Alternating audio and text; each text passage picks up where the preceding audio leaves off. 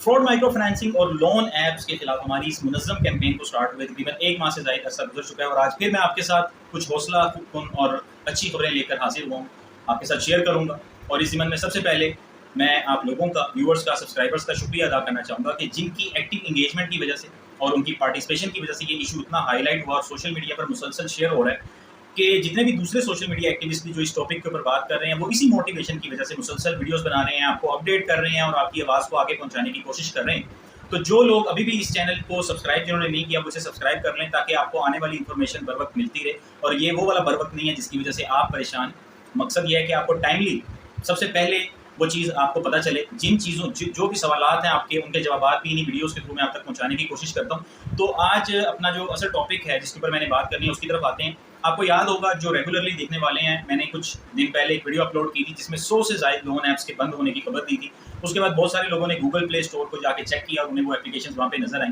तो इस हवाले से कार्रवाई का आगाज़ हो चुका था और आहिस्ता आहिस्ता वो ऐप्स बंद होने की तरफ जा रही थी। अब इस वक्त तकरीबन 3 दिन पहले की जो लेटेस्ट खबरें हैं उनके मुताबिक, ये वो खबरें जिनकी आप तस्दीक न्यूज़पेपर से भी कर सकते हैं, ऑनलाइन जो वेबसाइट्स हैं मुख्तलिफ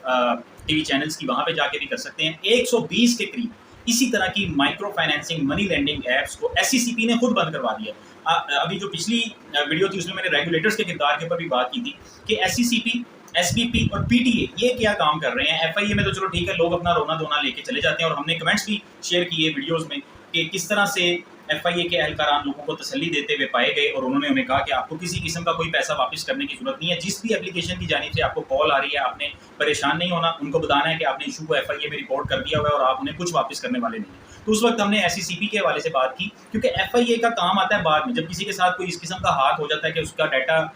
चुरा लिया गया है या उसको ब्लैकमेल किया जा रहा है, फ़ोन कॉल्स और टेक्स्ट मैसेजेस करके उसको धमकाया जा रहा है, तो फिर एफआईए, कानून के मुताबिक एफआईए उस वक्त हरकत में आ सकती है। तो उससे पहले रेगुलेटर्स का ये काम होता है, जैसे एसईसीपी है, security exchange commission of Pakistan. यहाँ पे मैं आपको ये भी बताना जरूरी समझता हूँ कि ये जो मनी लेंडिंग ऐप्स हैं, ये अपने आप को एनबीएफसीज यानी कि नॉन बैंकिंग फाइनेंशियल कंपनीज के तौर पर मुतारिफ करवाती हैं, रजिस्टर्ड करवाती हैं। और ये जो एनबीएफसीज होती हैं, ये बेसिकली एसईसीपी के दायराकार में आती हैं, एसईसीपी इनको देखता है। तो एसईसीपी का किरदार, एसपीपी का किरदार और फिर पीटीए का खास तौर पे टेली कम्युनिकेशन अथॉरिटी का किरदार बहुत ज़्यादा अहमियत का हामिल है कि ये एप्लीकेशन गूगल पे रजिस्टर्ड ही क्यों हो जाती है। अच्छा, फिर इस इशू पे भी हमने पहले बात की थी और उसमें मैंने आपको बताया था कि गूगल की अपनी जो टर्म्स एंड कंडीशंस हैं वो बहुत ज़्यादा हार्ड एंड फास्ट नहीं है, बहुत मुश्किल नहीं है। कोई भी डेवलपर या कोई भी ऐसा शख्स या कोई इदारा जो ऐप बनाना जानता है, वो ऐप को बना के वहाँ पे एनलिस्ट करवा देता है, रजिस्टर करवा देता है। कुछ बेसिक सी रिक्वायरमेंट्स होती हैं जिनको वो फुलफिल कर देते हैं और उनकी ऐप वहाँ पर अवेलेबल हो जाती है। तो इसलिए गूगल प्ले स्टोर पे कोई ऐप क्यों मौजूद है, इसको आप अपने इदारों को इल्ज़ाम नहीं दे सकते, लेकिन इदारों ने इस सिलसिले में काम किया है।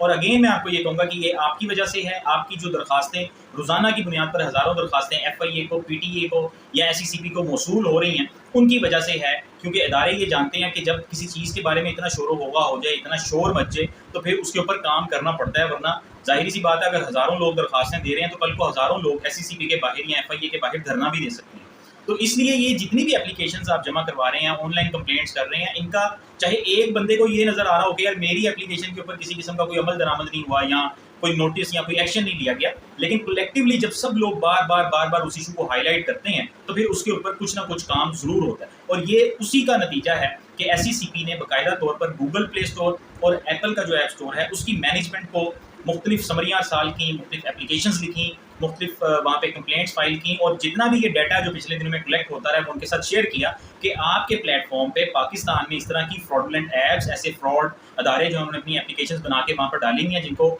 सादा लोग हम डाउनलोड करते हैं और इंस्टॉल कर लेते हैं और फिर उनके साथ प्राइवेसी, डाटा प्राइवेसी के इशूज़ और डाटा थेफ्ट और ये वो सारा कुछ ब्लैकमेलिंग वगैरह हो रही है। तो उसके नतीजे में अगर अब आप लोग जाके चेक करेंगे तो आपको गूगल प्ले स्टोर पे बहुत सारी एप्लीकेशंस इस वक्त नज़र नहीं आएंगी। 120 के करीब एप्लीकेशंस को सस्पेंड कर दिया गया है, वो वहाँ मौजूद नहीं है। और इसमें ज़्यादा अच्छी बात यह है कि गूगल प्ले स्टोर ने भी अपनी टर्म्स एंड कंडीशंस को इस हवाले से मॉडिफाई किया है और वहाँ पे अब सिर्फ पाकिस्तान की लोन पॉलिसी के मुताबिक पाकिस्तान के रीजन में जो भी एप्लीकेशन वहाँ पे अगर रजिस्टर्ड होना चाहती है तो उसे पाकिस्तान लोन पॉलिसी को फॉलो करते हुए वो सारी रिक्वायरमेंट्स फुलफिल करना पड़ेगी जो कि एसईसीपी का रेगुलेटरी फ्रेमवर्क है, उसको फॉलो करना पड़ेगा। और उसमें जाहिर है ये सारी टर्म्स एंड कंडीशन होती हैं कि आप कितनी शरह सूद चार्ज कर सकते हैं। अगर वो कहेंगे कि जी हमने 30-40% करनी है, उनको इजाज़त नहीं मिलेगी। उसके बाद आपने रिकवरी कैसे करनी है, उन्हें बताना पड़ेगा कि वो कोई ऐसी हरकत नहीं करेंगे जिसमें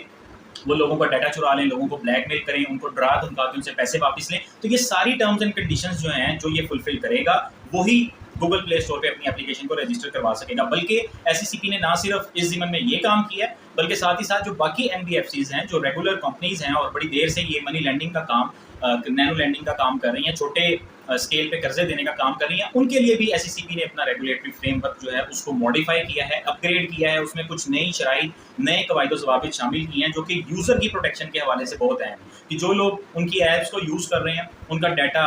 किसी तरह से भी एक्सेस ना किया जाए बिल्कुल भी, और उनसे रिकवरी करते वक्त उनको इतना डराया धमकाया ना जाए। और ये चीज़ आपको मैं यहाँ पर बताता चलूँ कि ये बहुत अहम है, क्योंकि ये एप्लीकेशन इसी चीज़ का फ़ायदा उठाती हैं। जो चीज़ कानून में शामिल नहीं होती है वो काम करते हैं, क्योंकि उस हवाले से कोई कानून नहीं बना होता। और फिर जब ये लोगों को डराते धमकाते हैं या तंग करते हैं, तो इनके खिलाफ किसी बाकायदा एक्ट के तौर पर, एक्ट के तहत कार्रवाई नहीं की जा सकती। लेकिन अब अगर कोई ये कानून बन जाने के बाद, रेगुलेटरी फ्रेमवर्क की तक़वियत के बाद अगर ये हरकतें करेगा, तो फिर तो वैसे ही वो आप जाएंगे सिंपल कोर्ट में भी जा सकेंगे और उन एप्लीकेशन को बंद करवा सकेंगे, अगर फिर भी ये सारे काम धंधे जो हैं जारी रहते हैं। तो यहाँ पे अगेन मैं आप लोगों को ये रिक्वेस्ट करूँगा कि एफआईए में, एसईसीपी में, पीटीए में एप्लीकेशंस देने का सिलसिला मत रोकें, लाजमी एप्लीकेशंस देते रहें। जिन लोगों के साथ भी ये सब कुछ हो रहा है वो अपना, क्योंकि अब ये बात आप लोगों के ऊपर आ गई है। एसईसीपी ने एफआईए से जो डाटा मिला उसकी बेस पर, उसके बाद पीटीए से जो डाटा कलेक्ट किया उसकी बेस पर ये सारी चीज़ें आगे फॉरवर्ड की गूगल और एप्पल की मैनेजमेंट को। तो ये आप जितना ज़्यादा बेसिकली कंप्लेंट्स कर रहे हैं या शिकायत दर्ज करवा रहे हैं, उतना ज़्यादा डाटा इकट्ठा हो रहा है, उतना मवाद इकट्ठा हो रहा है इन एप्लीकेशंस के खिलाफ कार्रवाई करने के लिए, उतना ज़्यादा सबूत अदारों के पास जमा हो रही है। और ये बात सिर्फ यहाँ पर ख़त्म नहीं हो गई है। ऐसी जैसे मैंने आपको पहले बताया कि security exchange commission of Pakistan ने जो रेगुलर एनबीएफसी कंपनीज थी उनकी भी कांट छांट शुरू कर दी है, उनको भी स्क्रूटनी उनकी की जा रही है कि उनकी टर्म्स एंड कंडीशंस क्या हैं, वो लोगों को किस तरह से कर्जा दे रही हैं। अब एक सिंपल सी चीज़ है यहाँ पर, जिस वक्त आपने कर्जा लिया था या जिस किसी ने भी कर्जा लिया था, अगर उसने 30,000 रुपये लिए तो उसके जेहन में यही चीज़ थी कि 30,000 के ऊपर 3,000 रुपये अगर मुझे देने पड़ते हैं, 10% भी मुझे देना पड़ता है और 6 माह के अंदर रिटर्न करना पड़ता है, तो ये तो मैं बड़े आराम, बहुत सारे लोग ऐसे हैं, 80% लोग ऐसे ही होंगे कि जिनको अपनी सैलरीज की वजह से या कुछ थोड़े बहुत मुआशी इकोनॉमिक जो सिचुएशन है उसकी वजह से उनको नज़र आया कि यार ये एक इमरजेंसी आ गई है, कर्जा लेके पूरा कर लेता हूँ और 30,000 रुपये के ऊपर 3,000 तो मैं 6 माह के अंदर बड़े आराम से पे बैक कर दूंगा। अब ये जो पाकिस्तान लोन ऐप पॉलिसी के हवाले से मैंने बात की, उसमें इसी तरह की चीज़ें कि मनी लैंडिंग को ख़त्म ना किया जाए, नैनो लैंडिंग को ख़त्म ना किया जाए, उसको, उसकी जो प्रोसेस का तरीक़ेकार है उसको इम्प्रूव किया जाए। क्योंकि नैनो लैंडिंग, जाहिर सी बात है, बहुत सारे लोग हैं जो अपने मसाइल हल नहीं कर सकते, अगर इस किस्म की ऑप्शंस मौजूद ना हो तो उनको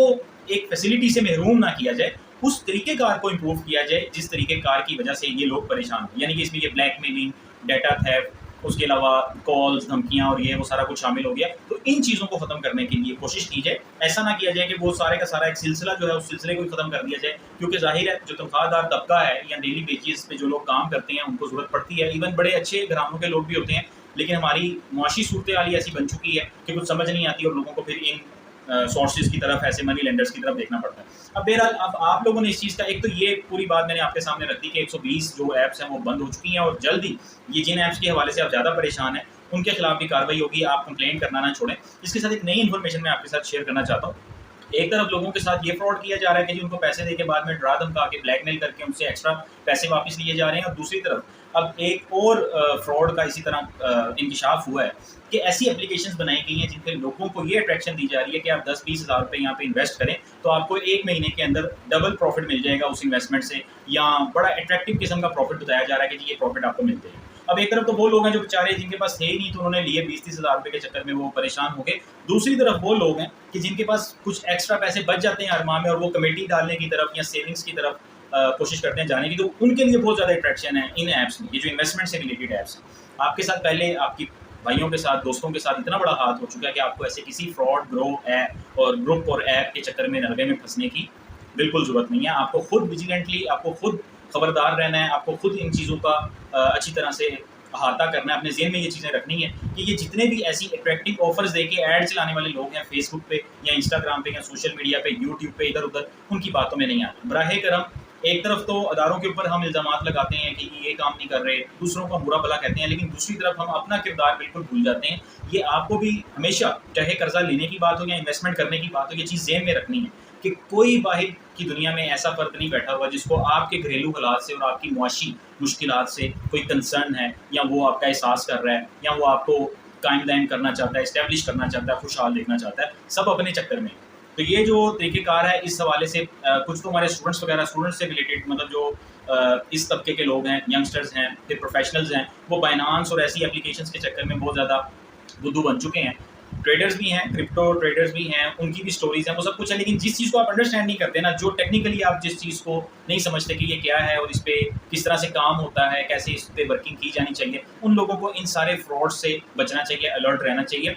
IDA और इस तरह की कुछ एप्लीकेशंस के हवाले से भी आप जानते होंगे कि जिन्होंने ऐसी लोगों की इन्वेस्टमेंट्स करवा के, कहीं पे टेली मार्केटिंग का नाम यूज़ होता है, कहीं पे फोर्सेज BUSD का नाम यूज़ होता है, कहीं पे नेटवर्क मार्केटिंग का नाम यूज़ होता है। तो ऐसे जो इन्वेस्टमेंट स्कैम्स हैं उनसे भी आपने बचने की कोशिश करनी है। उसके बाद अगेन वीडियो के इख्तिताम पे मैं आपसे ये रिक्वेस्ट करूंगा कि चैनल को सब्सक्राइब लाजमी कर लें। अपने कमेंट्स जो आप कर रहे हैं वो करते रहें। आपके कमेंट्स पे मबनी इंशाल्लाह एक वीडियो मैं जल्दी बनाऊंगा और उसमें जो स्पेसिफिक सवालात हैं आपके, उन सवालात का जवाब भी मैं दूंगा। और उसके साथ साथ कंप्लेन जो है आपकी FIA में जो कंप्लेन करने के हवाले से मैं आपको कहता हूँ वो सिलसिला मत रोकें। जितने भी लोग हैं जिन्होंने, कुछ लोगों के मैंने कमेंट्स देखे कि जी हमने डबल से ज़्यादा कर्जा वापस कर दिया, तो भाई क्यों परेशान होने की जरूरत है? आपने जो वापस किया वो सारा रिकॉर्ड अपने पास रखें, कुछ अब दोबारा पे नहीं करना। वो सारे का सारा रिकॉर्ड लेके FIA में जाएँ, उन्हें दिखाएं कि देखें जी ये 30,000 रुपये लिया था और 50,000 ऊपर वापस ले चुके हैं और अभी भी जो असल प्रिंसिपल अमाउंट है वो दोबारा शो करके ब्लैकमेल और हरासा कर रहे हैं। तो ये इन चीज़ों का ये सारा सबूत जो है FIA में जाके दिखाएं और अपनी कंप्लेंट रजिस्टर करें।